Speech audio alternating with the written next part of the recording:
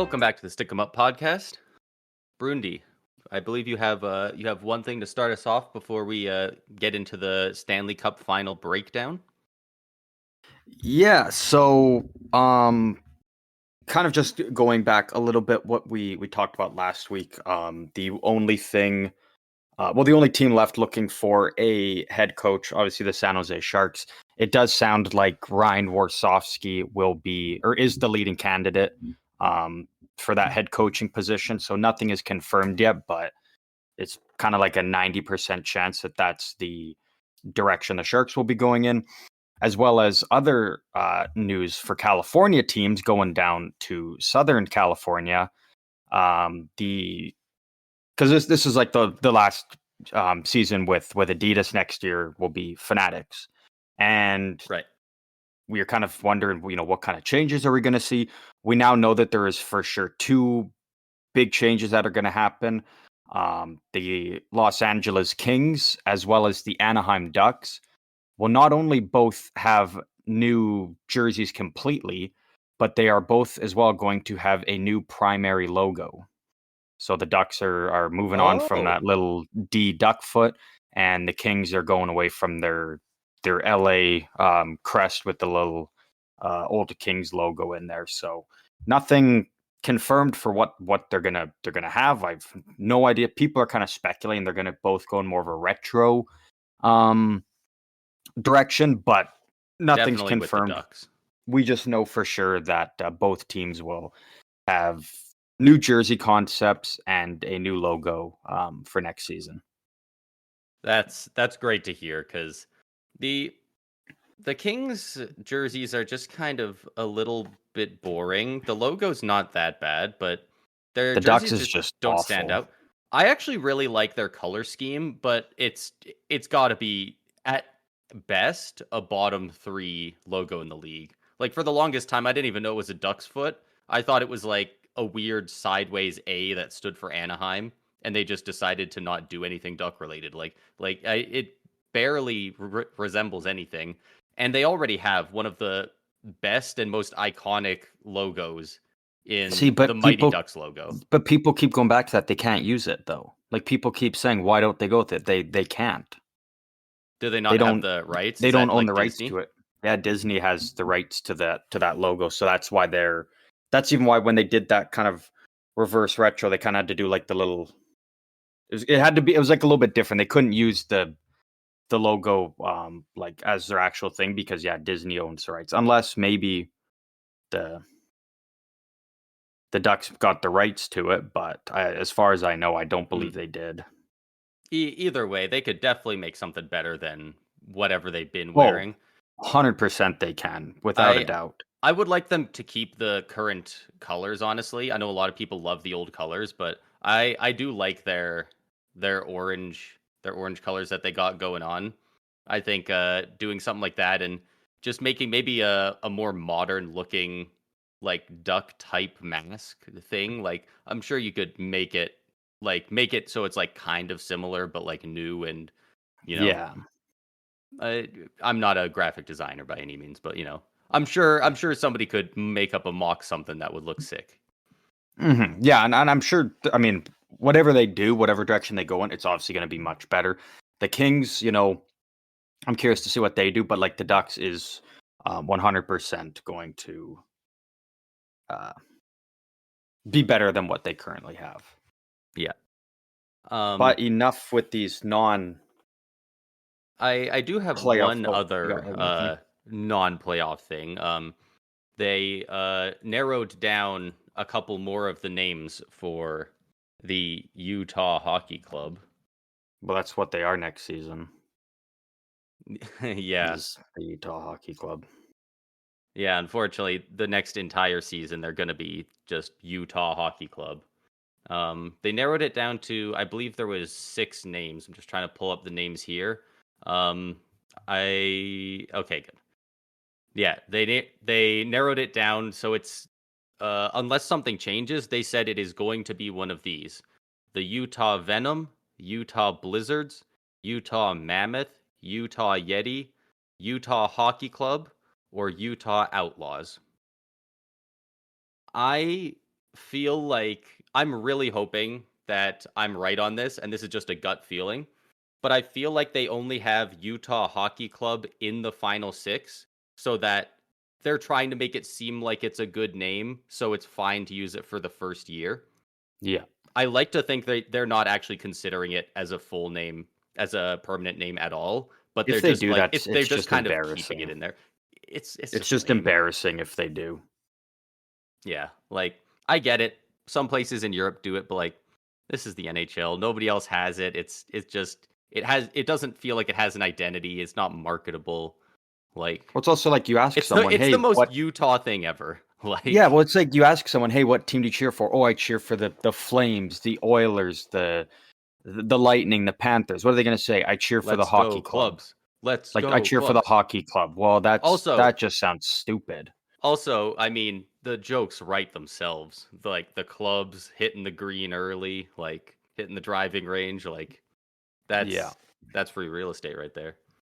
Yeah. But I know a lot of people online were saying that they were really hoping that the Utah Swarm and the Utah Mountaineers got through.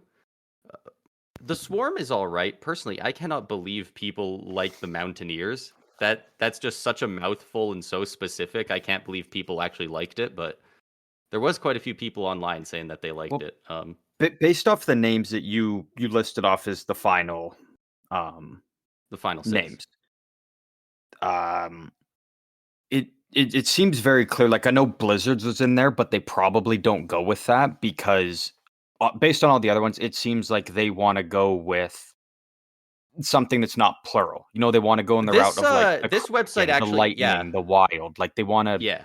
they want to stand out a bit more. It's kind of one of those teams. This list has it as the Blizzards. I feel like earlier today I saw this list and the Outlaws was the only plural name. I kind of thought it was the Utah Blizzard, but maybe it is the Blizzards. I'm not So sure. Utah Blizzard would be cool. The Utah Blizzards, like, sounds like Yeah, you're just yeah. The fucking going to Avalanches. Dairy Queen, and What?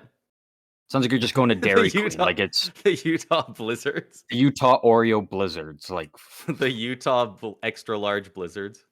They it's, order they order a large Blizzard and finish it in one sitting.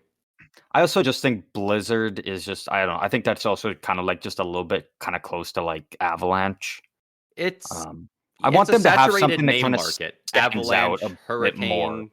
Like Yeah, have, it's yeah, kind of like stop doing things about like, you know, disasters and whatnot. Like do something, you know. I think honestly, I mean, I was on board with Yeti. I don't know. I think if they went with the I Utah Mammoth, I think that's I've kind of loved sick. Yeti this entire way, but the every single time I see Utah Mammoth typed out, I keep thinking more and more that could actually go really hard.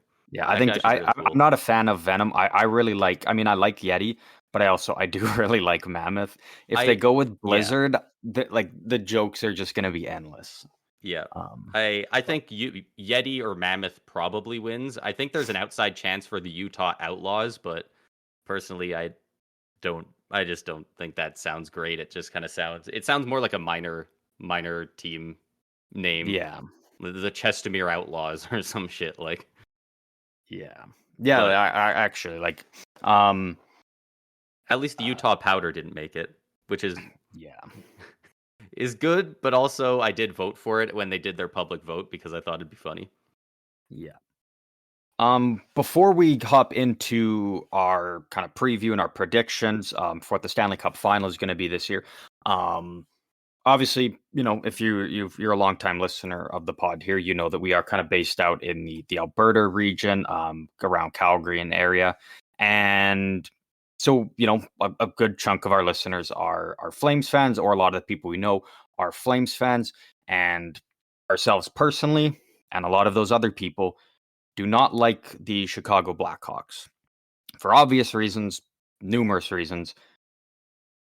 Today, it was announced that the Chicago Blackhawks, um, like not acquired, but they signed Rick Ball, who was the play-by-play announcer for the Flames for many years.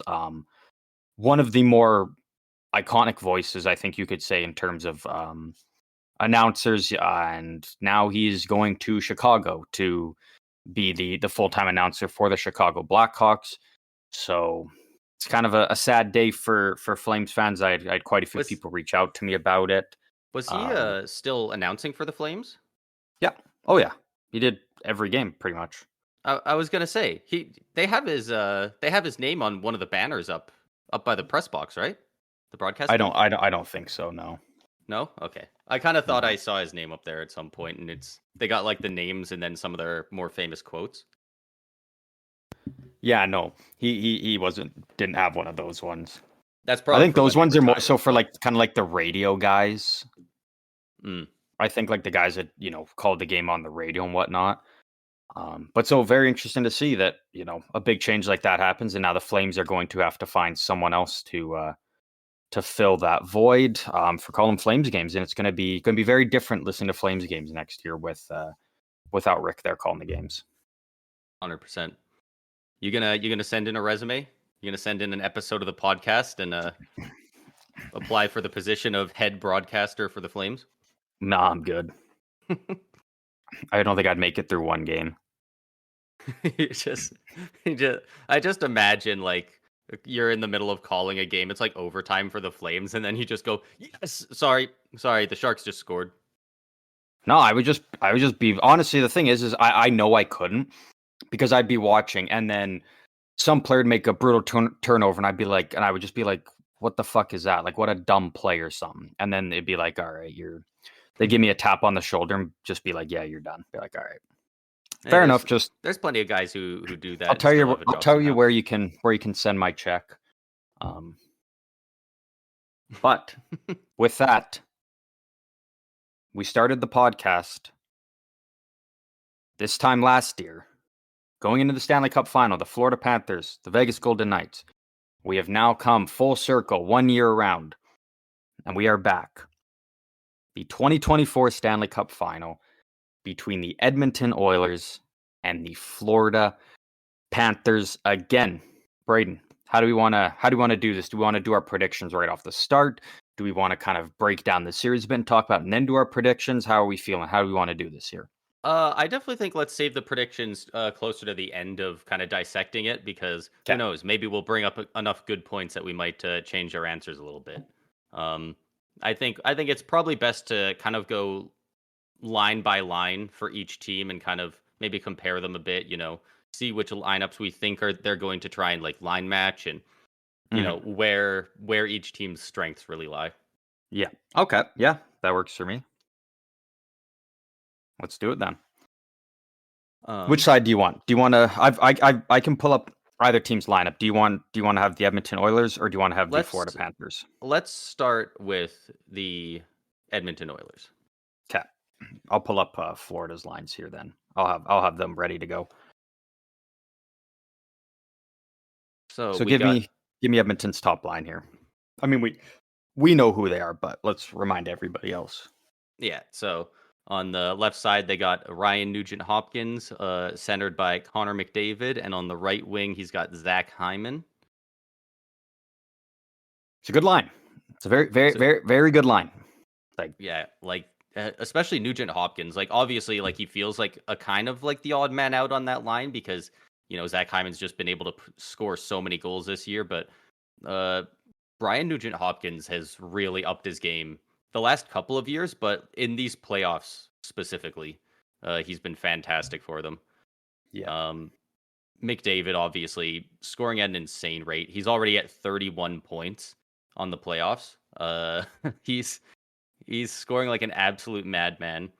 Like Nugent Hopkins, Hyman, Zach Hyman is the only guy out of those three that doesn't have more points than every single player on the Panthers.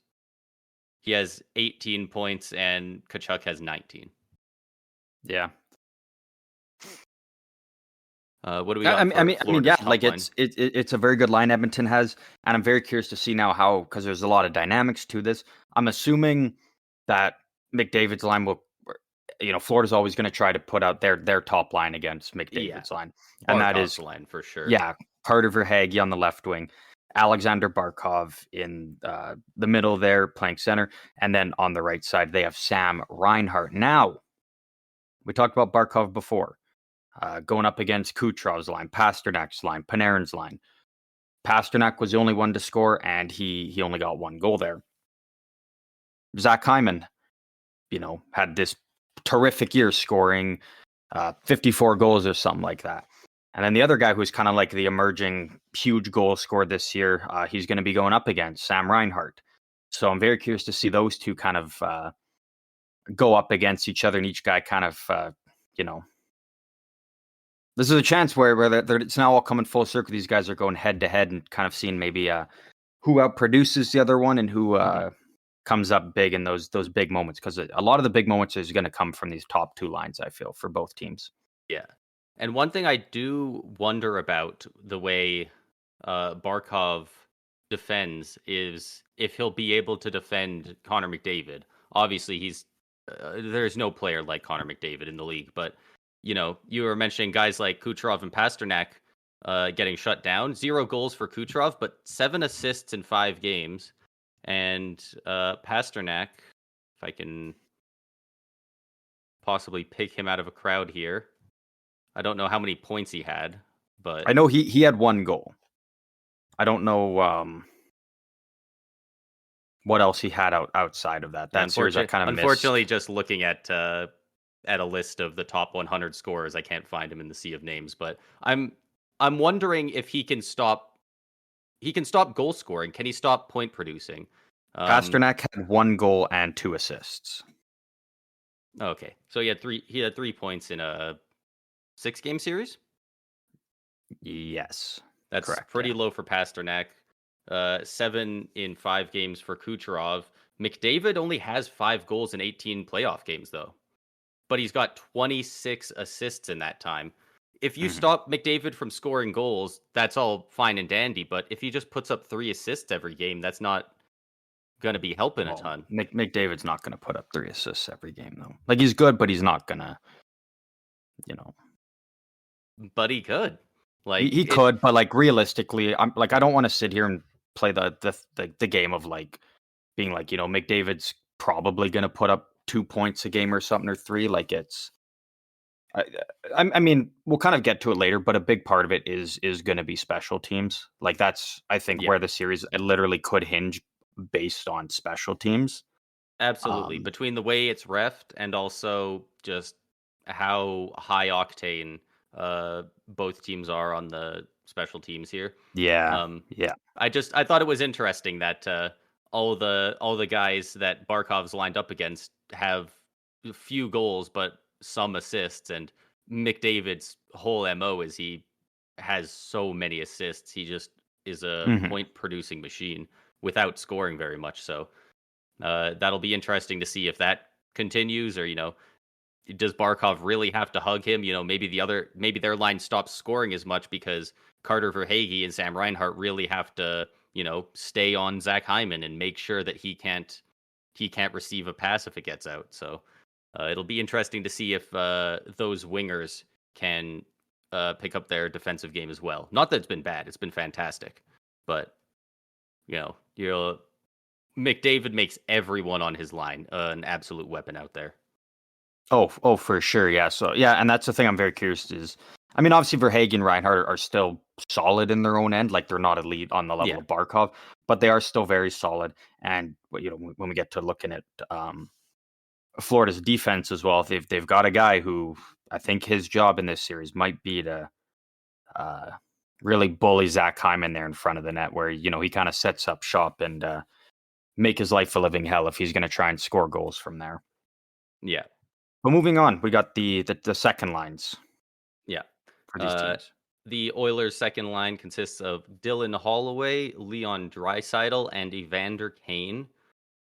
I'm very curious to see if at any point in the series, if they, do they move Draisaitl up to that top line and Nugent Hopkins maybe down to the second, if they really want to try and put all their best guys on one line and just really get them point producing, or are they going to stay with this kind of more depth approach? But I mean, that's still a really solid second line, especially having the likes of Draisaitl on there. Yeah, so one thing with Edmonton's second line, I don't know for sure what they're going to go with going into game 1.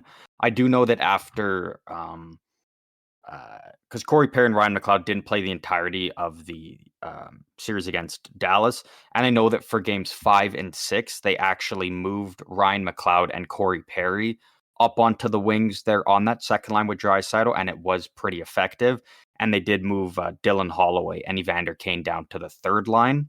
So I'm curious to see for that, what way do they go? Do they, again, try to go with their kind of best players up front and go with Holloway and Kane up there with Draisaitl, or do they stick with McLeod and Perry, where, I mean, they won 2 games doing so. So I'm curious to see how their lines will look going into game 1. Is obviously we'll have no idea until 5 minutes before the game.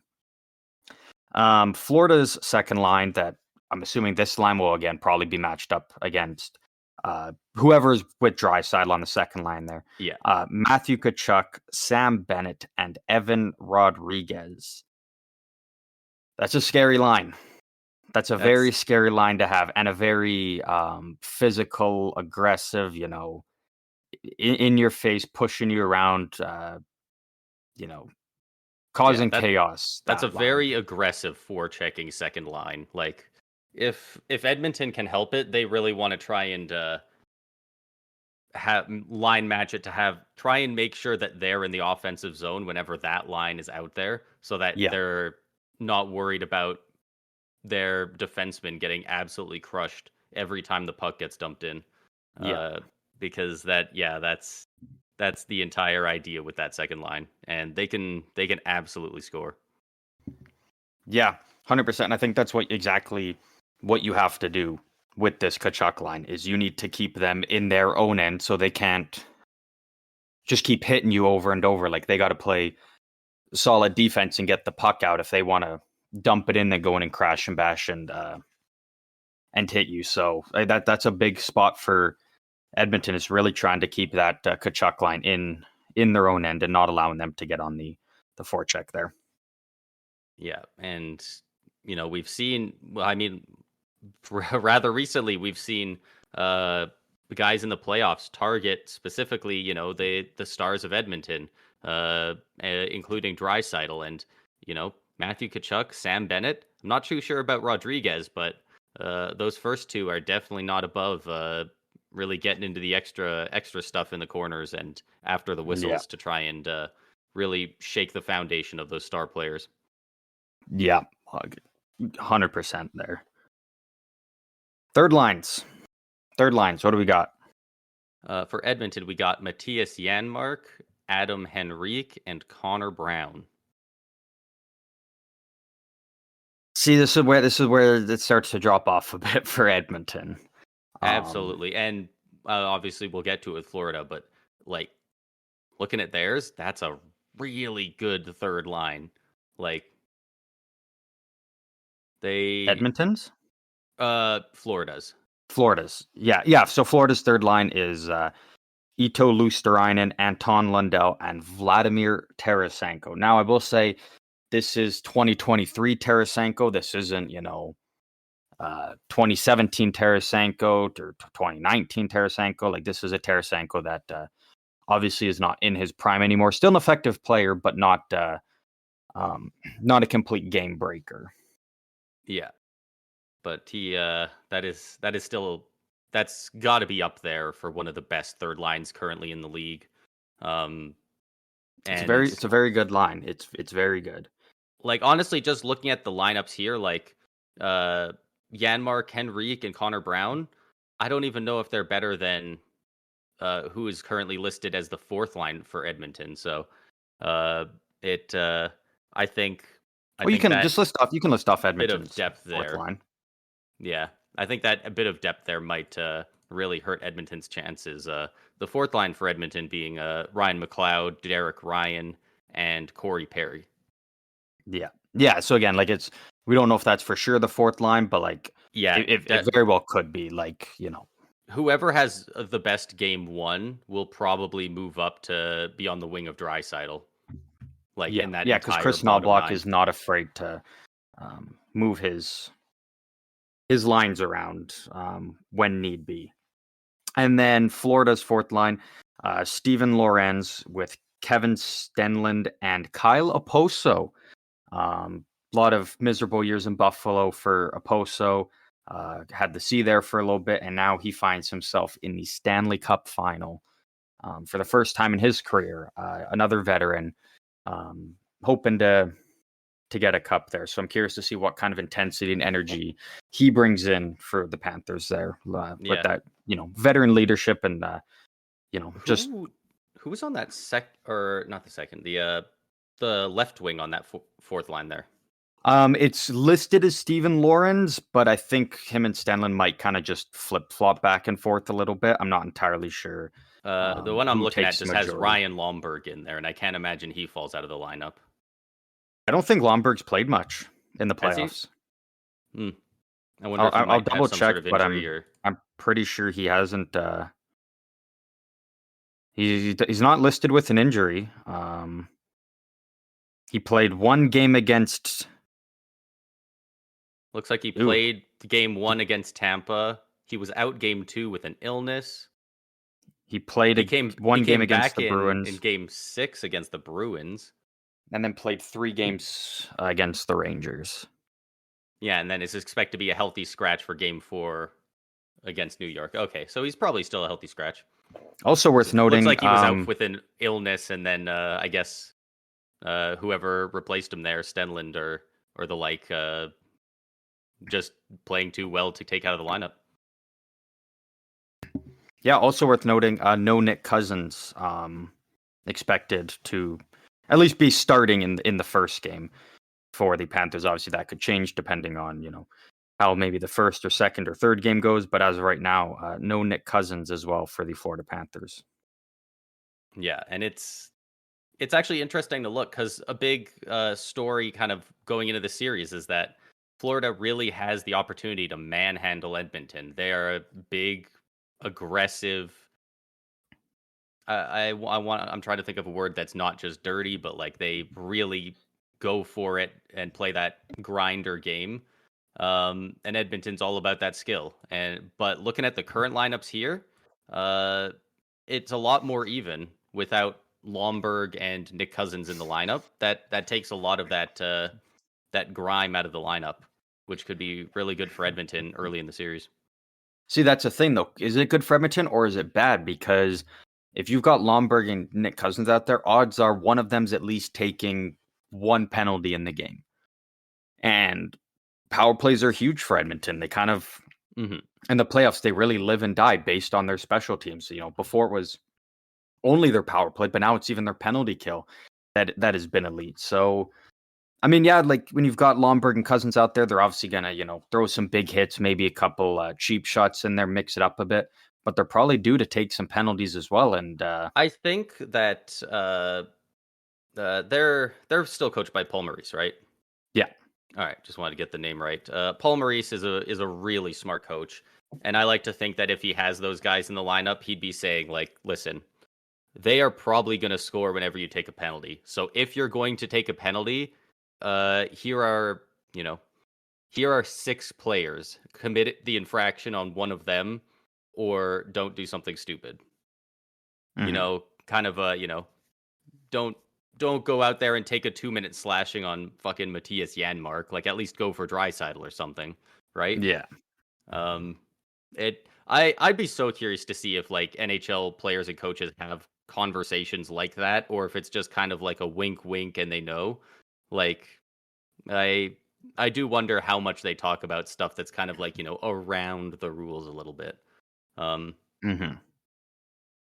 no, it's a good point. It's like, yeah, it's if it's probably with guys like that, especially Nick Cousins, that's probably a conversation that you got to have with them. Like, hey, if you're going to be, doing this dumb shit that you've been doing all year, if you're going to be doing it, you got to at least make sure that we don't end up shorthanded because of it. So if it means you throw a dirty hit and then when someone hits you, you have to flop down and pretend you're knocked out to, even it up, then you do what you have to do. But as long as it means that, we're not shorthanded because of it, because again, Edmonton's power play is very, very good.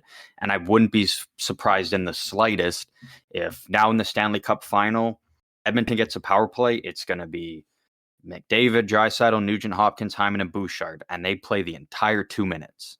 Yeah. And that would not surprise me in the slightest there. So Yeah. And quite frankly, like, they are so deadly out there. If you're halfway through the second and you don't have a goal yet, play it. If you get a whistle 70 seconds into the power play, call a timeout, let them rest for 30 seconds, and then send them back out there. Like your season is going to live or die on that power play. It is just so good that like doing outside the box stuff like that, even I think would be more than fair for their coach. Yeah, I just want to double check here because I'm pretty sure. So the Florida Panthers during the regular season, I'm not sure exactly for the playoffs because it's kind of tough to say because teams have all played kind of different amounts of games. But the Florida Panthers, they were averaging 13 and a half penalty minutes in the regular season. That was 31st in the league. I don't know who was 32nd, but like they're one of the most penalized. They're the second most penalized team in the league in the regular season, and you know, you can't be doing that in this series. You got to be disciplined. You got to try and either get yourself on the power play or just grind it out 5-on-5. But you definitely do not want to be playing shorthanded very much in this series. Yeah, and it's actually very interesting because over the past 7-8-ish years, we've seen a real rise of high event hockey teams winning the Stanley Cup and being some of the top finishers in the playoffs. Tampa Bay, when they went 3 straight finals, 2 of those 3 years, they were the most penalized team in the league, and the other year they were second. Because, it's very unfortunate because it's just something you have to deal with in the NHL, even if it is kind of wrong, but they game manage. If they call a penalty on one team, they want the next penalty to be on the other team. They want to try and make it even generally. Yeah. It's not always going to end up being 4 penalties one way for the other, but they do their best to try and do it like that. And if you can take penalties at a time where it doesn't really seem like it's a threat,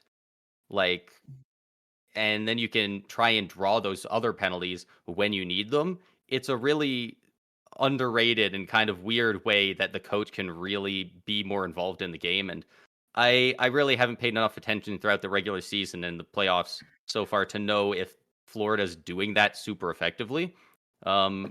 But it doesn't surprise me that they're, once again, one of the highest penalized teams in the league is in the Stanley Cup Final. And that being said, teams that did that before, I think the Capitals did a lot of that in their run, and Tampa Bay, they never had to play Connor McDavid, Leon Draisaitl, and Zach Hyman. They didn't have to play against this power play. Yeah. Like, that's all fine and dandy if you can kill it off, but can you keep just killing off these penalties against this team? It's a lot harder. Like, even teams like the Avalanche, their power play is insane, and the skill they have on there is incredible, but they don't score at will like this Oilers power play. So it'll be interesting to see if a lot of these guys almost look uncharacteristic in the way that they're not getting in there and taking that extra whack that they usually would. Or who knows, maybe they're just going to play the exact same way and the chips will fall where they may. Yeah, it's going to be very interesting to see how that plays out. But the defense, what do we got here? Well, we all know Edmonton's. Very good. Very good first pair of Matthias Ekholm and Evan Bouchard.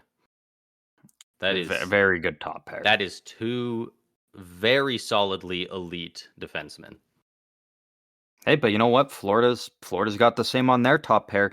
Gustav Forsling with Aaron Ekblad.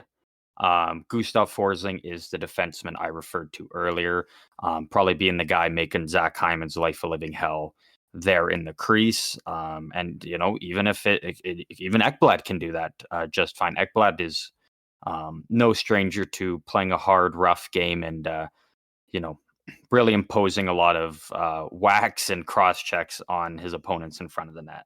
So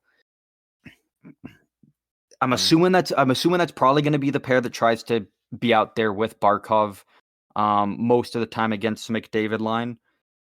But I guess we'll see. It's kind of hard when you've only got 3 defensive pairings as well, though.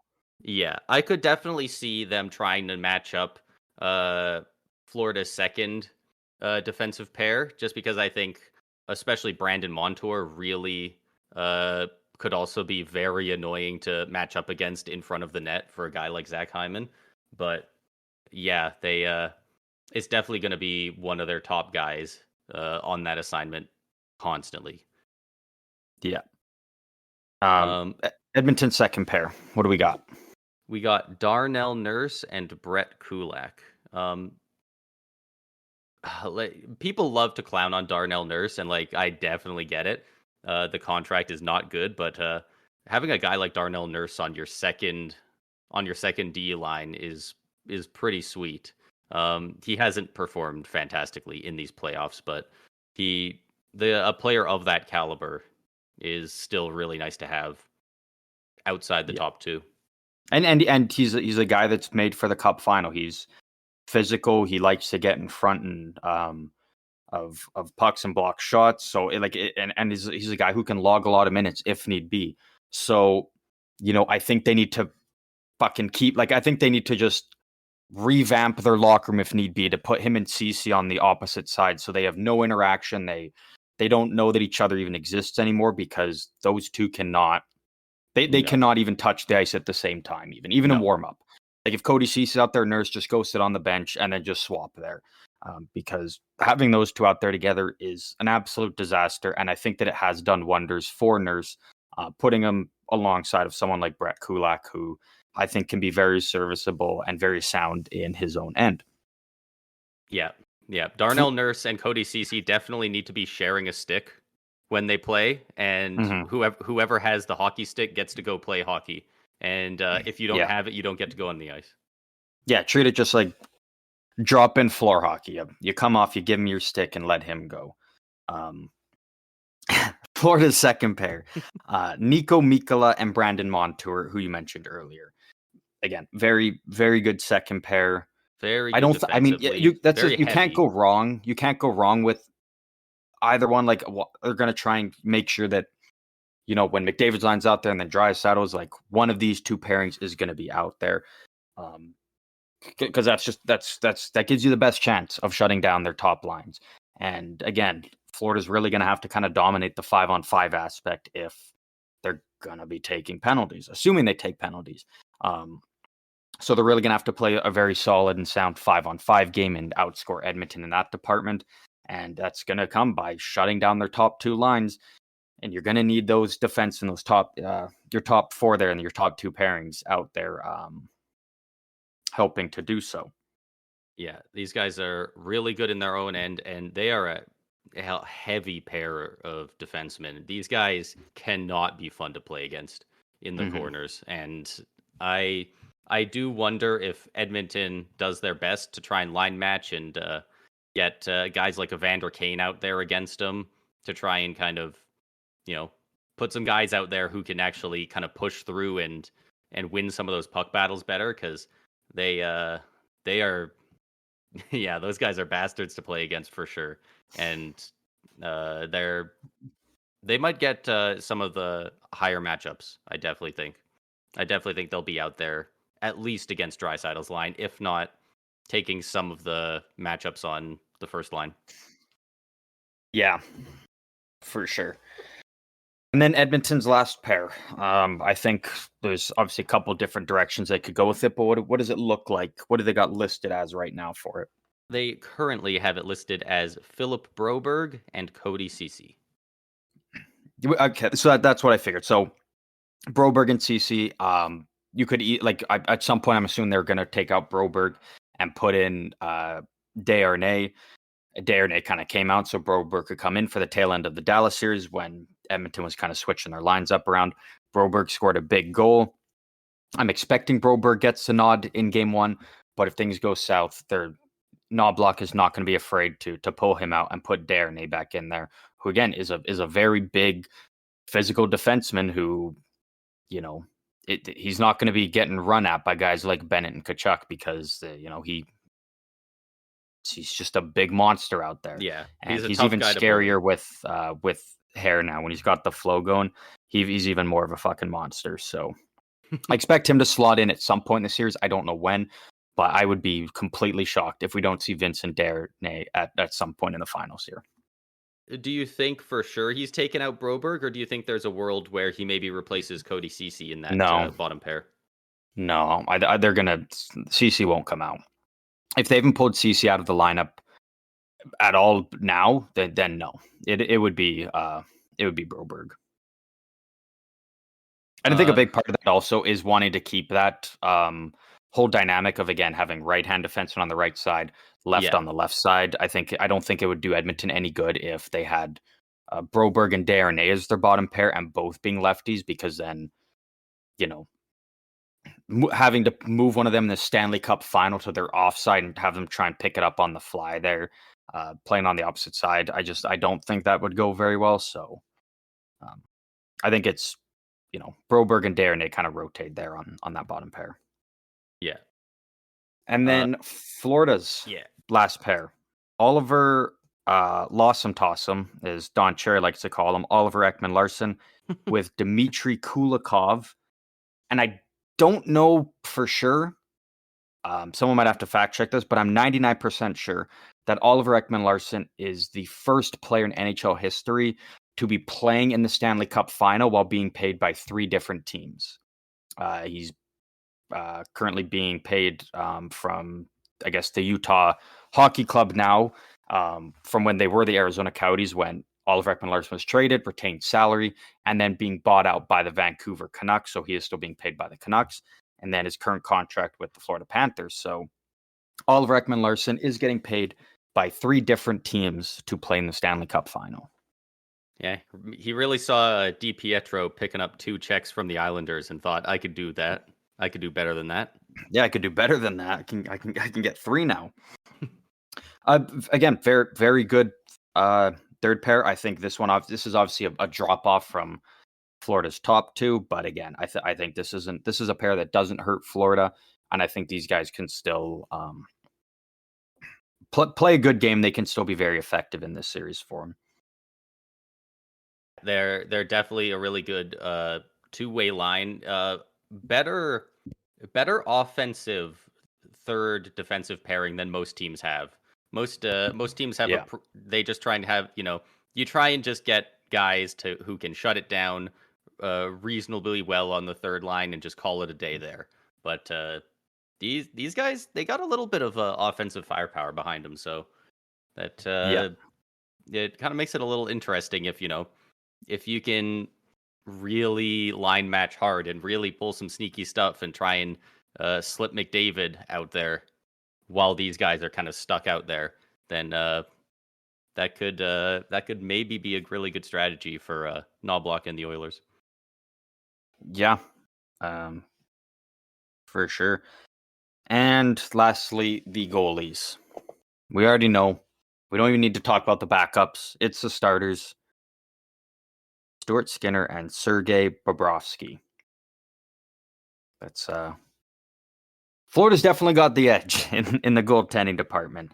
But Stuart Skinner definitely did look solid, or has looked solid ever since he sat for a couple games in the Vancouver series. Ever since he's come back, he hasn't looked elite. Like, he's not this, all of a sudden elite goaltender now, but like, he has looked very solid, and he hasn't hurt the Oilers in any way. Not at all. And they do have Calvin Pickard there. I would be incredibly shocked if Bobrovsky didn't play every game for the Panthers. I can see a world where they say fuck it and they go Calvin Pickard if Skinner really drops the ball. He would have to drop. It'd have to be 2 bad games in a row. If he has one bad game, they'd be like, all right, shake it off. We'll get him in the next one. But if he goes out and shits the bed again, then it's like, all right, yeah, Pickard's going in. And I think if you make that move and Pickard looks solid, I think you just have to ride it out at that point. Yeah. Like I Yeah, don't I think think you take the approach in the Vancouver series and you pull Skinner and you sit him, and then Pickard goes in for a couple of games, and then it's like, all right, we're going back with Skinner. Like I think if you make that move in the Cup final, you kind of got to stick with it now.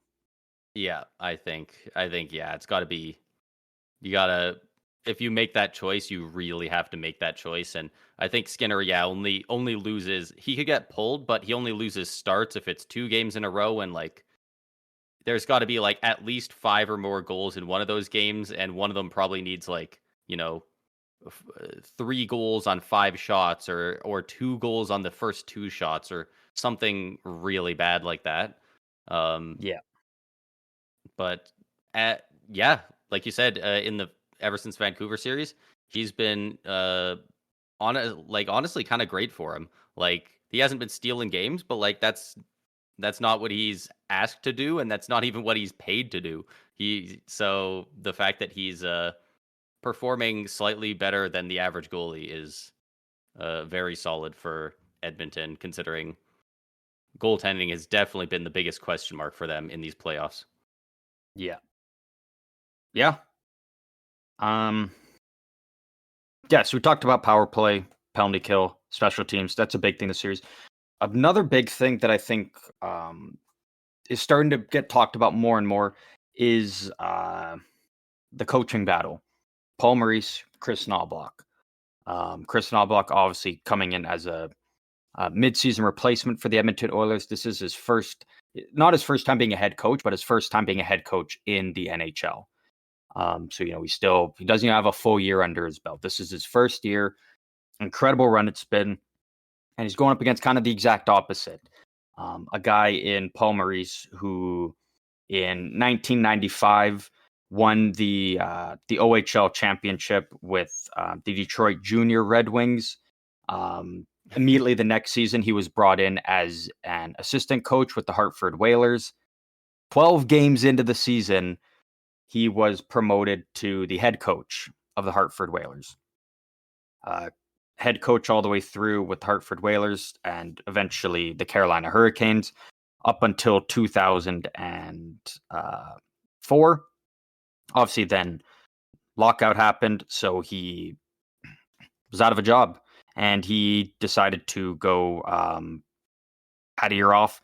He ends up becoming the head coach of the Toronto Marlies in the AHL, is promoted the following season, is the head coach for the Toronto Maple Leafs for the next 2 seasons. And then he gets hired back by the Carolina Hurricanes after they have won their cup. So he took a little break from Carolina for about 4 years, and in that 4 years, Carolina did win a cup. Brutal. And then spent some time again with Carolina for a bit. Goes to Winnipeg and has a long tenure there with the Winnipeg Jets before coming to the Florida Panthers last year. Cup final last year, did not win. Is back there, so a very experienced head coach. One of those guys again, kind of like a Peter DeBoer, still a veteran coach of the game, still chasing his first Stanley Cup. Got very close last year. Fortunately, came up short. He's got a second chance this year. So I'm very curious to see how that coaching matchup happens when you've kind of got like one of the most experienced coaches in the game, one of the most respected and well listened to coaches going up against kind of the new up and comer who I expect Knobloch to have a very long, successful career as a head coach in the NHL. But this is just the start for him. So I'm very curious to see how that matchup goes between the two.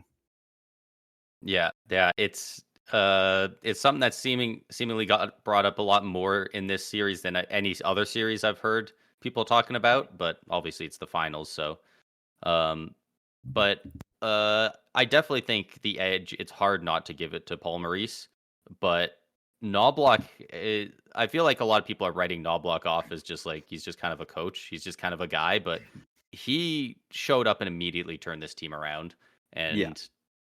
and sometimes, like, McDavid knows how to play hockey. Draisaitl, Bouchard, they know how to play hockey. It's not about that. It's about being that coach that your players will run through a wall for this guy. They want to win for you. Every time he talks to you from behind in the bench, that it just gasses you up more. And if he can be that guy, like They got the skill on this team. That's all they need. They need that guy to just be an absolute powder keg and just gas this team up like no other. And Yeah.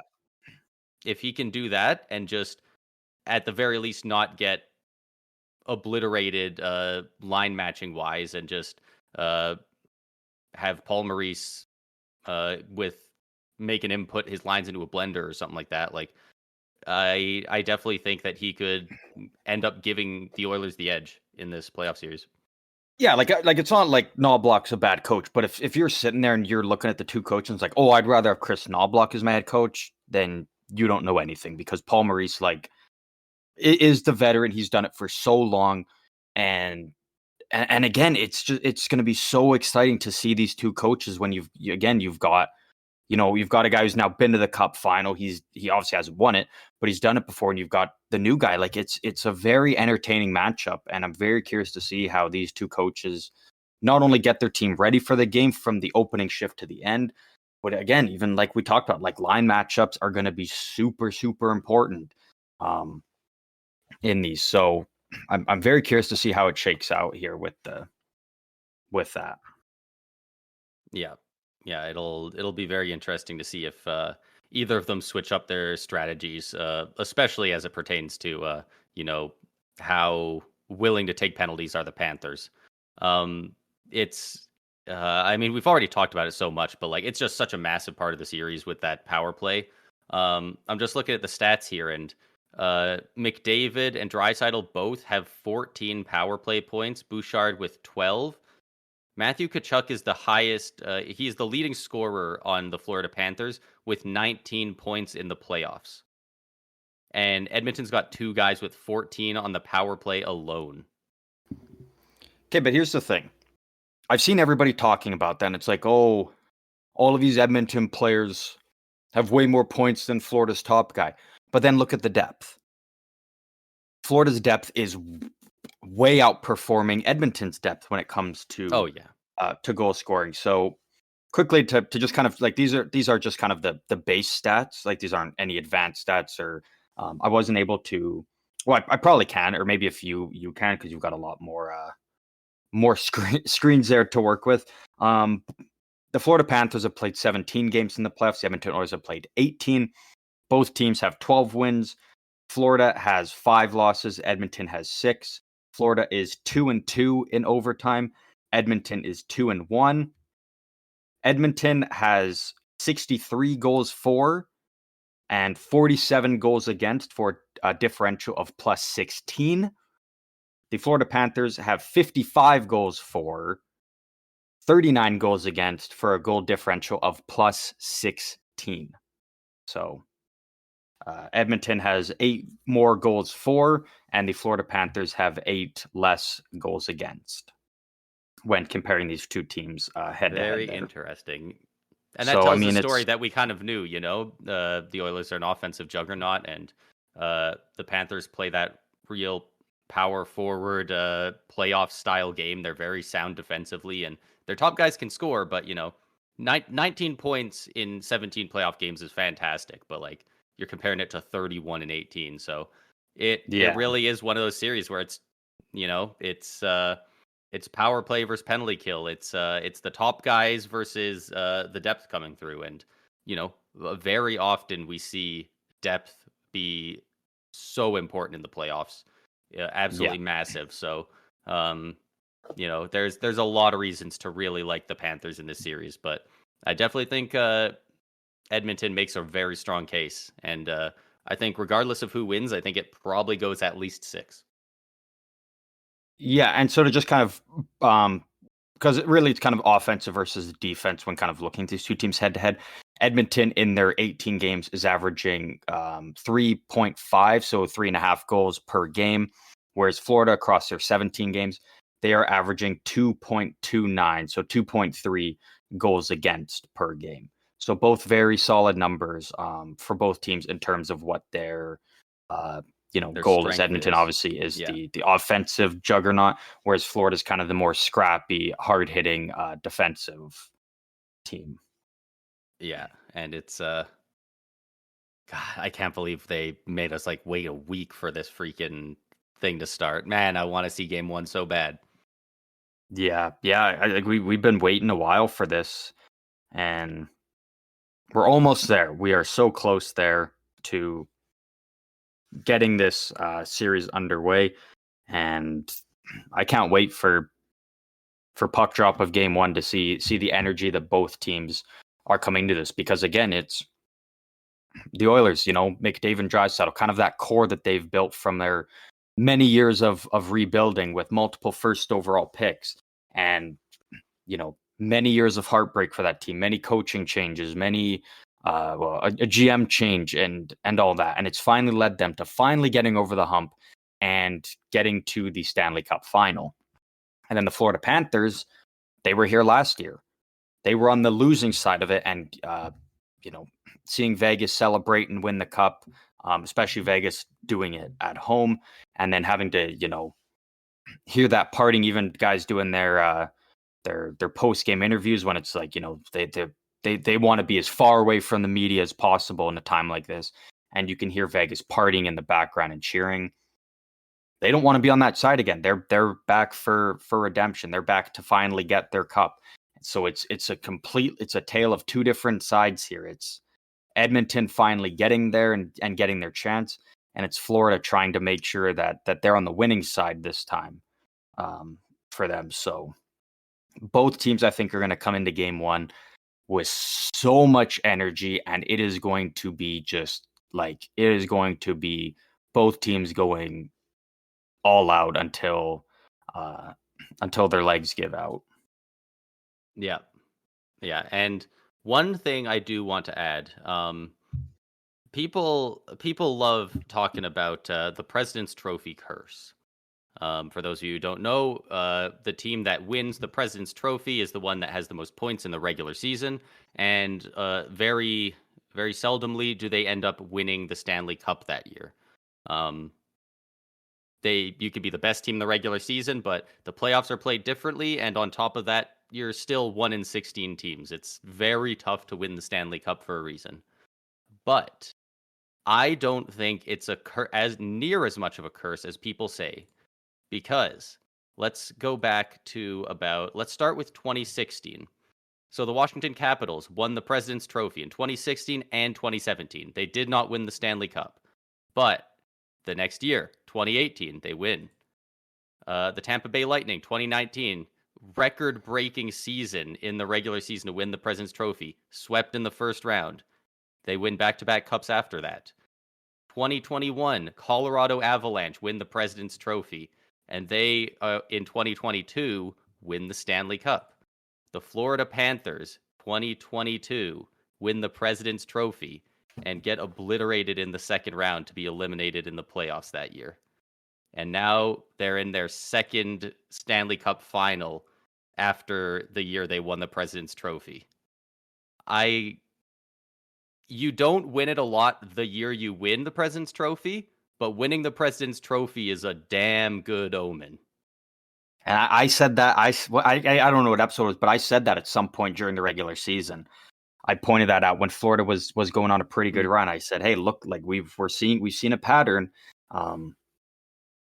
So it's a very interesting thing to think about, though, with this series. I did find the special team stats for both teams here. Oh, nice.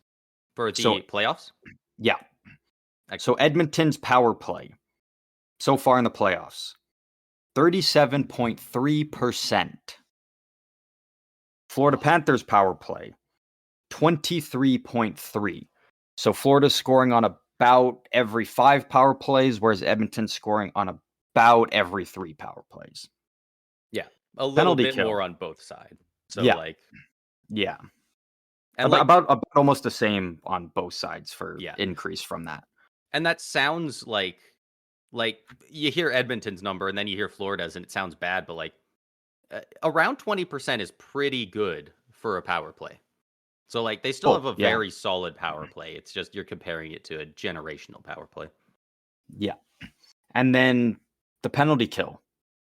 Number 1 and 2 out of all teams in the playoffs. Edmonton has a 93.9% penalty kill, Oh, And I think they're on a streak of like 29 consecutive penalties killed or something. The LA Kings didn't score a power play goal. Vancouver got some on Edmonton, and then Dallas didn't score any in their entire series. And then the Florida Panthers, not far behind them, though, 88.2. pretty crazy as well. And then the shots on goal per game for each side, Edmonton averaging about 29 shots per game, and Florida averaging about 33.25 shots per game. So Florida averaging about 5 more shots on goal. And then shots against, Edmonton averaging an even 25 shots on goal against, and Florida 24.5. So relatively similar for shots against. Yeah. So really, the only kind of one that stands out is Edmonton's power play is producing at a higher rate than Florida's, and that's to be expected. Like when you look at the top end talent on both sides, like Edmonton does have the clear advantage with their guys and their power play. And those numbers are staggering, but like 88% on the penalty kill for the Panthers. You can afford to be the most penalized team in the league with numbers like that, you know?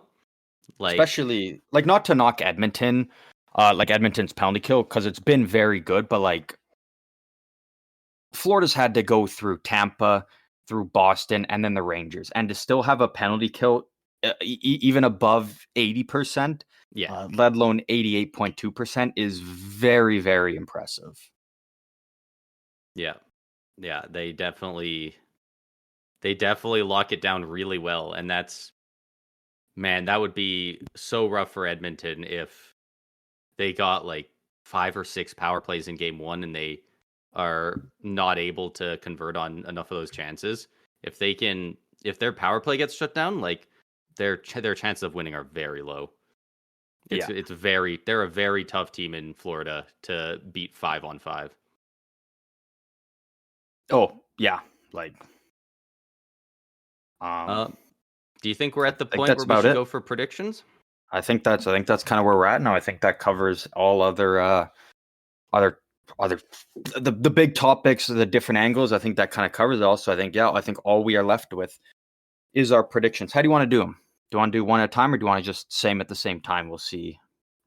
See where we lie. Let's do one at a time. But first, I do want to say that I believe it was once we entered the Final Four, once the third round started, we kind of talked a bit about what our predictions might be going forward. And we did talk about this being a potential final and what we thought it would be at the time. And I believe we both said that we thought Florida would win in 6. Mm-hmm. So I'm just gonna throw that out there because that's a couple weeks old. But I'm wondering if maybe some of our thoughts have changed on that. But I'll let you go first. I'll start it off, and I think I know what you're going with. At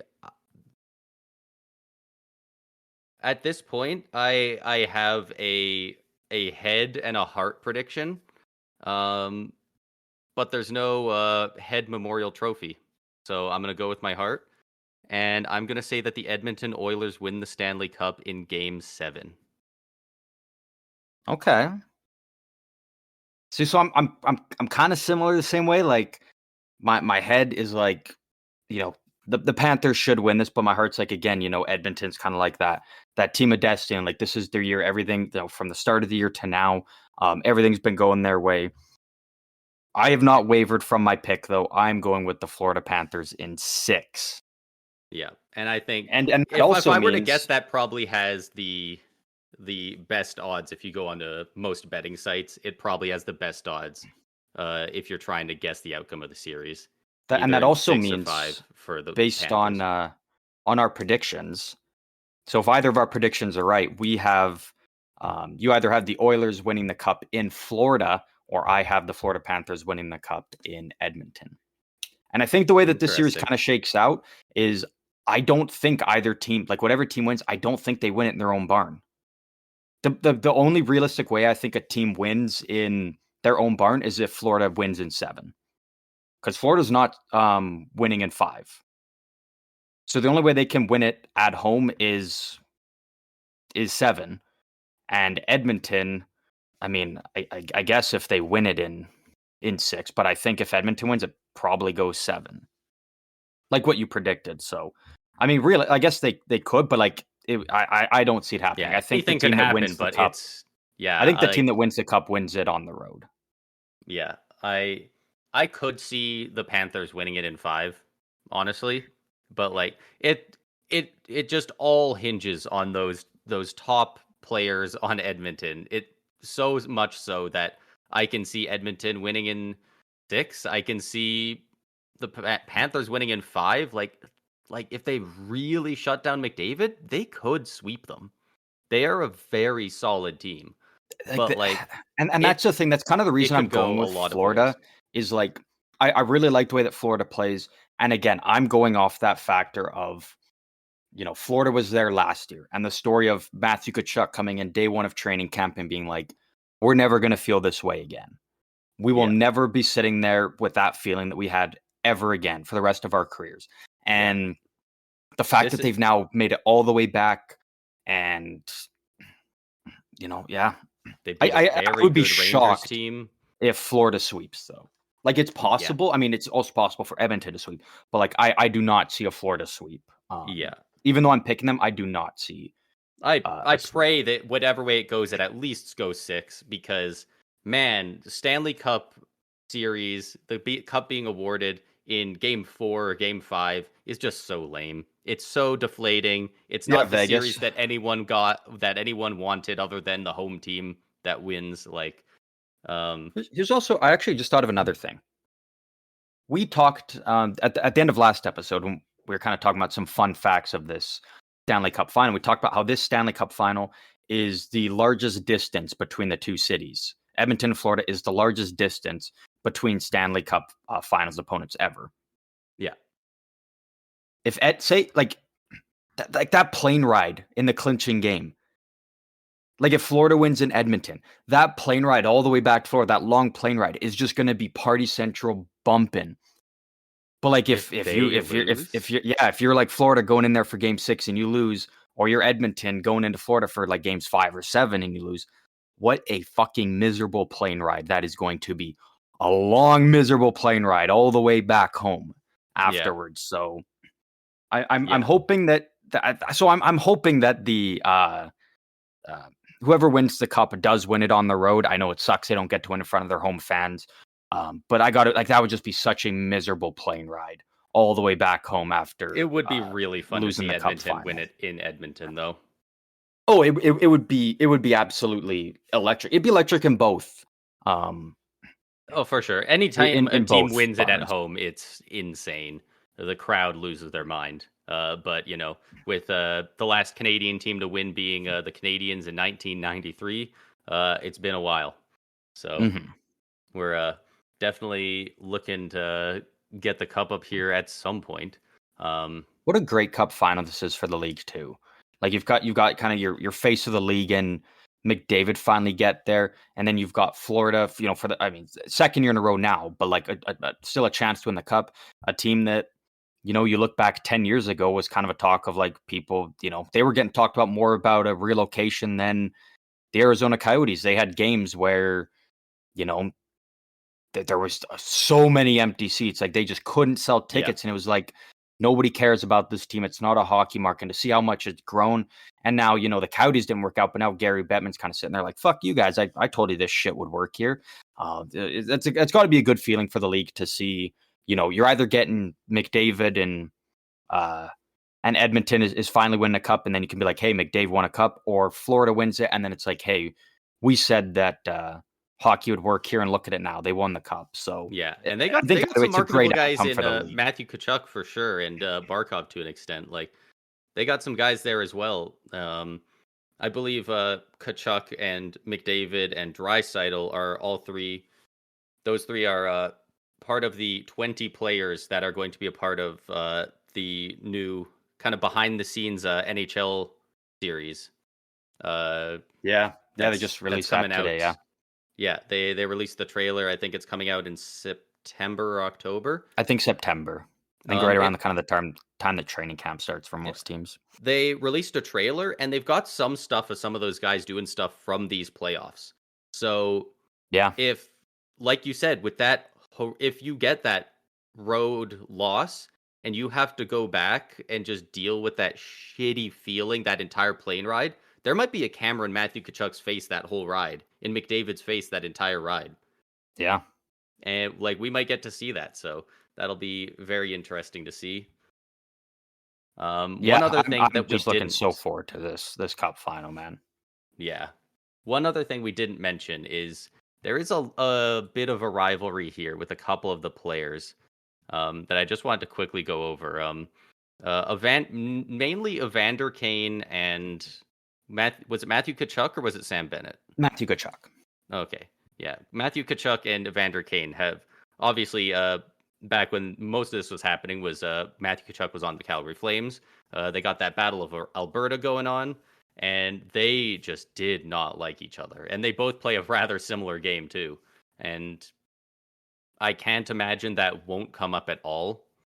Like at some point, we're gonna see those guys interacting. Um, it'll be really fun to see if you know is Kachuk gonna go out there and be that energizer bunny for the team, and is he gonna go fight Evander Kane, or does the coach tell him, hey, you're a better hockey player, don't do that? It's interesting because sometimes it's just like we just need to go out and play our game and just focus on us. And sometimes David Pasternak goes to his coach and says, hey, can I fight Matthew Tkachuk? Like, Yeah. it's incredible. I don't remember the last time we had a super high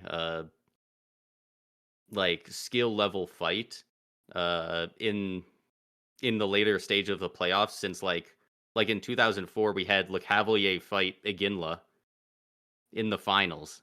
The both captains going at it. Like that was incredible. Well, I guess Lecavalier wasn't captain at that point because he got stripped. I was going to say the other one that reminds me of, because it's still one of my favorite fights ever to watch back. It sucks because it was only in a regular season game. But when two big animals, Joe Thornton and Jamie Benn, dropped the gloves, that was a phenomenal fight as well. Like those are two guys that it's like, man, these guys are like the perfect guys to fight each other. Yeah. And they delivered there. I really don't think he would, but like Tkachuk wouldn't fight Kane. Because then Kane wins there. That's what Kane is going to be trying to do, is bait Tkachuk into it.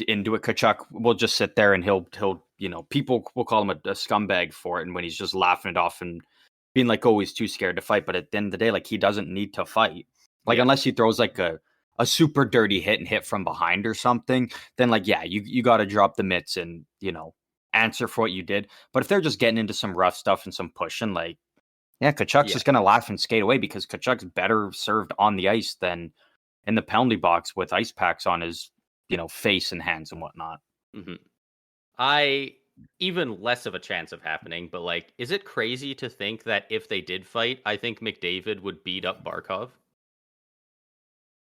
I don't think so. I think that would be a very even fight. I think that would be a fun fight. I don't know if I would love to see it. I think they're pretty evenly matched in how much they know about fighting.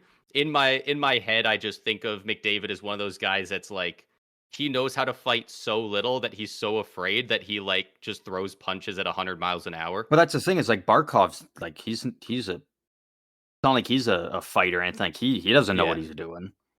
I would love to see that fight though. Yeah. Like that would be phenomenal if we got to see the two captains again. I think drop McDavid the mitts just can't risk his hands. But like, and that's the thing. That's why I don't think we see it, because like that's kind of the type of game that Lecavalier and Iginla played. Like, it's kind of cool that it's like that was battle of an Alberta team in Florida, and now the two different teams. But yeah, I just don't see I could maybe see Draisaitl. I was just about to say, do you think mitts. Draisaitl and Barkov or something like that could happen? I could see Draisaitl dropping the mitts, maybe. Would Tkachuk fight Draisaitl? I think he would. I think if it's Draisaitl, like, I don't think Tkachuk's probably honestly probably gonna like challenge Draisaitl 20 times in the series. But man, that would also be a really fun fight to watch, because I think Draisaitl would be able to hold his own in a fight much better than McDavid could, or Barkov could, for that matter. Is Draisaitl tall For some reason in my mind, he's like taller than a lot of these other guys we're talking about. No, He's I mean not a he's giant, not. but is he like 6'2" or something? Yeah, I'll pull it up here quickly. I believe I believe you are right with the 6'2". Yeah, 6'2", 208. So like he's a solid guy, Wow, and actually. I think so he was 6'2", 208. Barkov I think is just a little bit bigger. Barkov's 6'3", 215. Barkov's bigger. Oh wow. Yeah, no, Barkov's solid. Like he's not a small guy out there. Like he's not like I mean 6'3" is still tall in the league, but like the 215 on top of that, yeah, he's uh pretty solid compared to McDavid, who's 6'1", 193. So McDavid's kind of out of his weight class with Barkov there. But I would love to see a big fight like that. Regardless, two big stars going at it, both trying to energize their team and try and hype up, whatever team's the home team, trying to hype up their crowd. I would love that, and I think this series would greatly benefit from something like that. Yeah, I get a feeling we're going to see Matthew Tkachuk fight somebody, and I'm trying to think of who the most likely guy is. I could see him fighting Corey Perry. I don't think Tkachuk would, because why would Tkachuk want to? Like, that's a huge win for Edmonton. Paul Maurice would because not I let think he Tkachuk looks do at him that. and says, "I can beat up Corey Perry." But then what? Okay, Corey Perry's sitting in the box for 5 minutes. You're sitting in the box for 5 minutes. Like, Tkachuk's smart. He would That's pick how his the coach battle. is If he's looking gonna at it. fight, Tkachuk would pick someone where it's at least an even trade-off and not where it gives Edmonton an advantage. Because then that really hurts Maybe. the Bennett line. Then you've got to move up Luosterainen with Bennett and Rodriguez, and that's like Luosterainen's solid, but like he's no Matthew Tkachuk. So Yeah. if I think if anyone in this series is like any of the bigger players are going to fight, they're going to pick someone where it's at least an even trade-off. They're not going to settle for Yeah. It would be wild for to sitting see off if we and get that. going with someone who's a little bit more down in the depth charts. Yeah, like was it last year when Stamkos and Matthews fought, Marner and Kucherov, and uh Riley fought whoever else was left. I don't remember who else was out there. But like Yeah, and it was a bunch sick. of the top guys on both teams were absolutely going at it, and that was awesome. Yeah, and I would love to see that in this series, because it feels it's so very rare that we see that. And I would love to see those star players in the Cup final being like just doing anything they can to try and energize their team. Like if you're Edmonton and you're down by, 2 goals in, with a couple minutes left in the second period, and you see McDavid drop the gloves and start chucking knocks, like that's got to just put your team, if energy did and it through the roof going into the third. Like that has to be fucking electric for the Oilers bench. Like, if I don't care who he fights or how the fight goes, if McDavid fights somebody, I want to see the Oilers score in the next 30 seconds. Yeah. Like, I want to see this team like get freaking ready. Like, that would be so fun to watch. Do you think Nugent Hopkins might fight a Carter Verhaeghe or something like that? Maybe a Sam Reinhart? I don't think Nugent Hopkins would drop the mitts and fight. No. I don't see it. I'd love to be wrong, but I don't see it. Think Tkachuk fights Zach Hyman? I'd love to fucking see Zach Hyman and Sam Reinhart. I just love that matchup between the two all year. They're both just scoring at will. Yeah, and second whatnot. and I'd third love to see them in the league. Because I'd love to see them both be like, hey, you know what? Fuck you. I'm the better one, and just settle it on the ice there and just throw bombs at each other. I would love to see that as well. But yeah, probably not. Probably don't see either one of those guys drop the mitts, because again, they're both very better suited being out there. Yeah, and it's not really their job to fight. So, but that's when it means so much more. Yeah, it just means more if it's coming from it just very rarely happens. It's just very fun when it does. That's about all I have to dissect about this until we've actually got some games under our belt. Yeah. The only thing I have left, this is, so that kind of wraps up our talk there for the Cup final. Looking just a bit ahead to beyond the draft to free agency. Obviously, we know that, if he hits the open market, the big fish, the big prize of free agency will be none other than Jake Gensel of the Carolina Hurricanes. Me personally, I think he does re-sign with the Carolina Hurricanes. But obviously, if you listen to this, you like hockey, all that, and you obviously know who Elliot Friedman and Jeff Merrick are, who the two of them together, they have their own podcast, the 32 Thoughts podcast, and they kind of gave their predictions on where they think Jake Gensel is going to go. And it is not Carolina. The Carolina is not their pick for where they think Jake Gensel goes. Did they say specifically that they were not guessing that in their predictions, or like they just genuinely don't think he's going back? This didn't come from on their podcast. It came from other conversations that they've had on the air. Right. They didn't straight up say like, "Oh, we don't think he's re-signed with Carolina." They just kind of give their predictions on where they think he's going to go, because they kind of think that Gensel's probably going to test the market to at least see what he can get, and then if there's nothing, then he would just go back to Carolina. Do you want me to just tell you, or do you want to do a prediction on the two teams you think that they predicted? Because they each picked a different team. They each picked a different team. Okay. Mm-hmm. I'm trying to think of a couple teams' cap situation.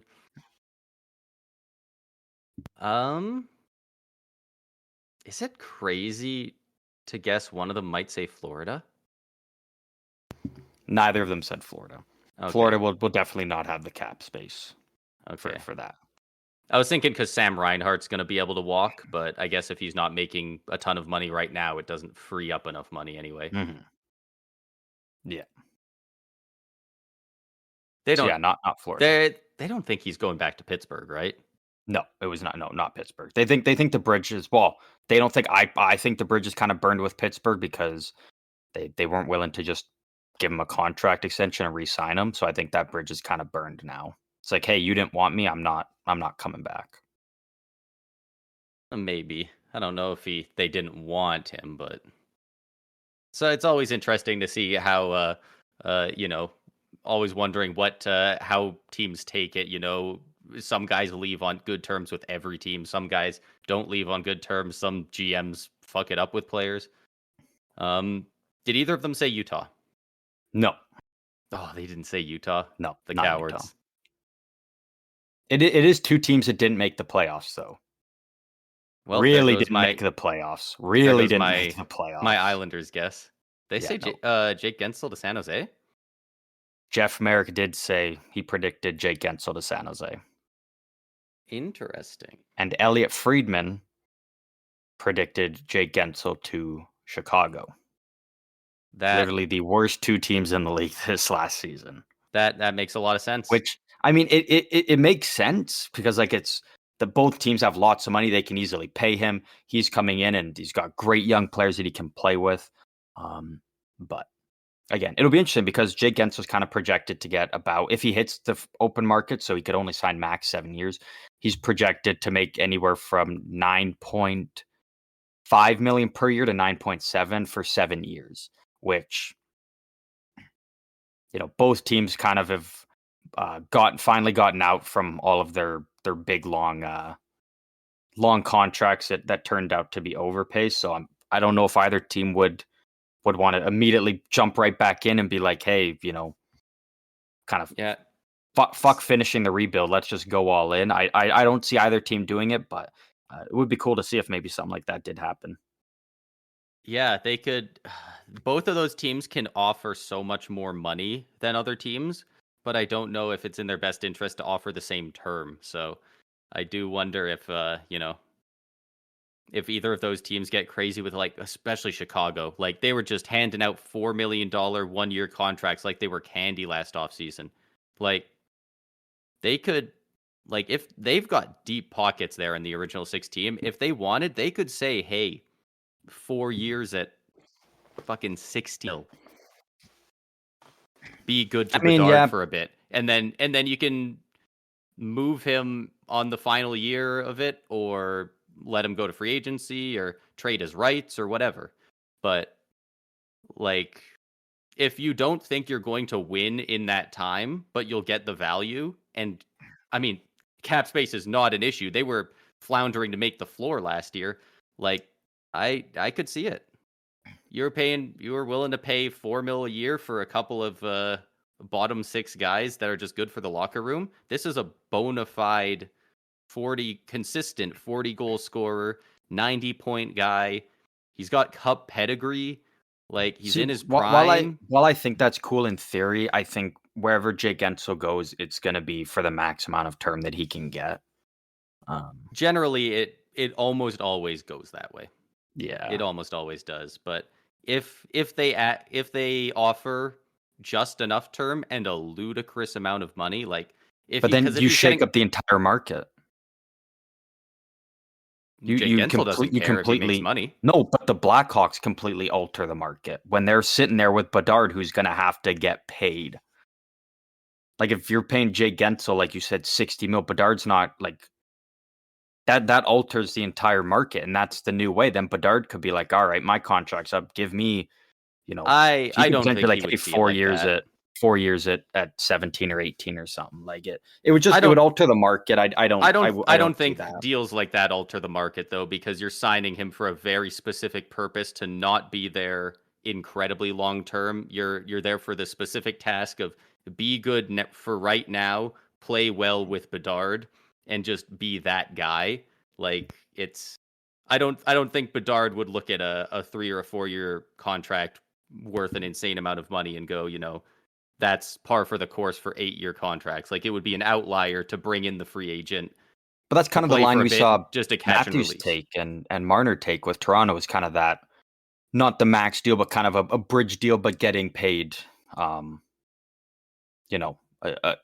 good amount. Like, they probably could have locked up Matthews and Marner maybe for longer, but maybe a little bit of a less cap hit.